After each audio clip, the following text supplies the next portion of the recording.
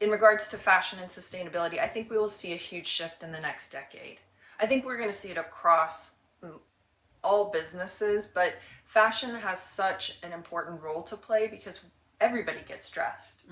And textiles are everywhere, and we employ, I think, 1 out of 4 people in the world. If you start from like seed to finished product, and you count air travel and all of that, cargo travel, and we're considered the second dirtiest industry on the planet. So we have a long ways to go, but I think through innovation and creativity and with all of the ingenuity that the fashion industry thrives from, I think we'll see significant changes and become a more circular industry. Describe what you mean by circular. So circular meaning that we won't be creating new virgin materials, that our materials will basically be either from renewable resources or completely biodegradable and go back into the system as a nutrient, or they'll literally be a fiber like this, broken down and made into a new fiber, but we won't be creating this fiber from scratch. So we'll stop using extreme amounts of water and chemicals and plastic, petrochemicals, all that stuff. And yeah, on a segue, what are these? These are something really close to my heart. These were made available to me, but these are quilts that were left over from Carrie's stock, and I was able to purchase these in an online auction. And That's super cool. And I picked them up, and all I can tell you is that they're so close to my heart. I think I can smell Carrie in them.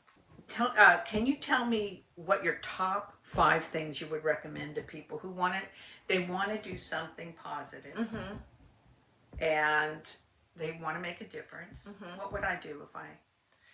So I'd say the first thing I would do is be really thoughtful about what you purchase and where you buy things. And, so if you're just talking about clothing, buy vintage, buy used, repurpose things. So, if you finish a t-shirt, you can turn it into a rag, or if you don't like those jeans anymore, cut them off and make them into shorts, or have a swap with a friend. You can rent clothing now. There's tons of ways to optimize repurposing fashion, and so we don't have to just buy things. Clothes are not disposable. The problem is the more clothing you buy and then you give it away, and what ends up happening is it goes into developing countries, and it kills their market, their local economy, because their local economy would be tailors and seamstresses making dresses and suits for them, right? Or whatever clothing. Right. But what happens is they get what they call I think they call it dead man's clothing. I think that's the name. Because in their mind, it's somebody, why would you throw clothing away? Right. The other thing is like looking around your house and what can you change? Like, can you change light bulbs to be more efficient? Turn off lights. Don't let the water run when you're, brushing your teeth. Shut the fridge.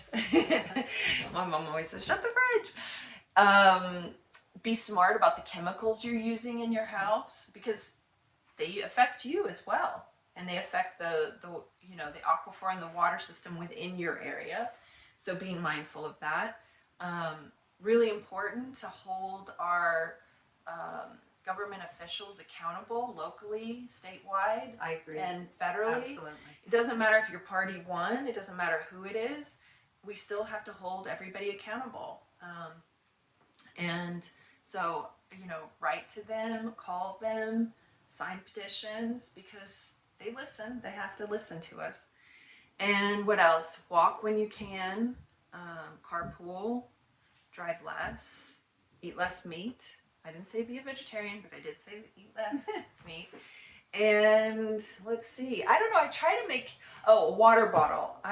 Plastic drives me crazy. I think that's one of the big things. I even tried it at home. How can I, buy one big container and use it as refillable in a metal or a glass container? So, just being very smart with what you're doing and make it kind of like a challenge, a way to change behavior. And I think think those are easy. Oh, plastic bags. Get rid of plastic bags.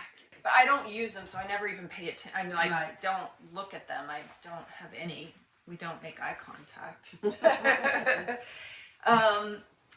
I think people can do their part, but the biggest changes come when we really put our money where our values are.